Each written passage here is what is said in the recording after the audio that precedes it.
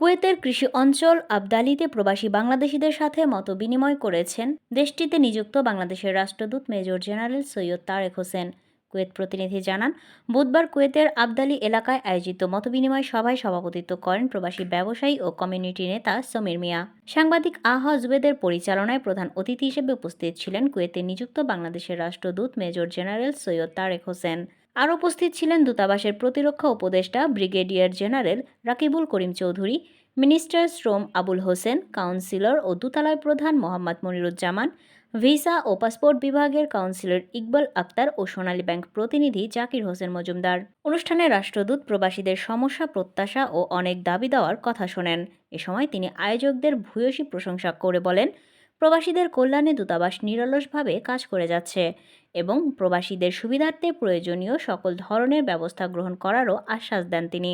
এছাড়া উপস্থিত প্রবাসীদের পক্ষ থেকে অভিযোগ, সমস্যা ও বিভিন্ন পরামর্শ এর কথা তুলে ধরা হলে দূতাবাসের জ্যেষ্ঠ কর্মকর্তারা জানান, দূতাবাস তার দায়িত্ব পালনে বদ্ধপরিকর। অবশ্যই প্রবাসীদের সুবিধার্থে সব ধরনের ব্যবস্থা গ্রহণ করা হবে। অনুষ্ঠানে আয়োজক কমিটির প্রবাসী নেতা নজরুল ইসলাম, আলাউদ্দিন, আব্দুস সালাম সহ কৃষি অঞ্চল আবদালিতে বসবাসরত শ্রমজীবী বিপুল সংখ্যক প্রবাসী বাংলাদেশিরা যোগ দেন। কুয়েতে পড়াশোনা করি আমরা, বাংলাদেশের পক্ষ থেকে একটি স্কুল চলে। এই হাতে লেখা রেনুয়ালের ডেট দিয়ে কি আমি সফল যেতে পারবো? এখন আপনি টিকিট যদি কাটতে যাই কোনোভাবে অ্যাভেলেবল না।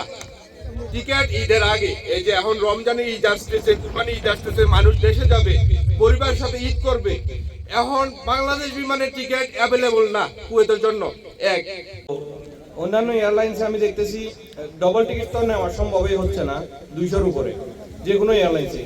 ফেব্রুয়ারি 13 তারিখে। এখন এইটা কি আগে কিছু করা যায়?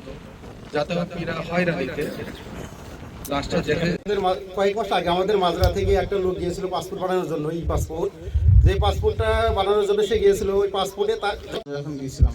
এখন এই হাতে লেখা রেনুয়ালের ডেট দিয়ে কি আমি সফল যেতে পারবো কিনা, এটা যদি একটু সলভ বলে দিতেন।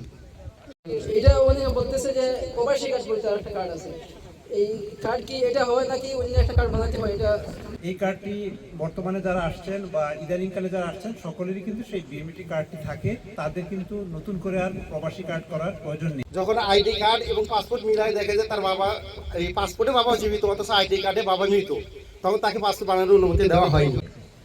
তার তথ্যগুলো হুবহু মিল থাকা প্রয়োজন।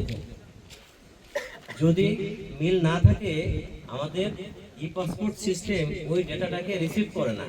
এখানে আমরা গত জুলাই মাস থেকে একটা লাশ পাঠানোর জন্য যে টাকা প্রয়োজন হয় পুরো অর্থ আমাদের বাইরে থেকে দিচ্ছিলাম।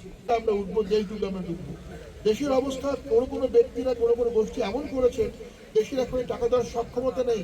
আমরা আশা করি আল্লাহ করুক ভবিষ্যতে সক্ষমতা হবে, আমরা আরো বাজেট পাবো এবং ইনশাআল্লাহ প্রবাসীর লাশ কখনোই চাঁদা তুলে পাঠাতে না হয় সেটা আমরা নিশ্চিত করার চেষ্টা করবো ইনশাআল্লাহ।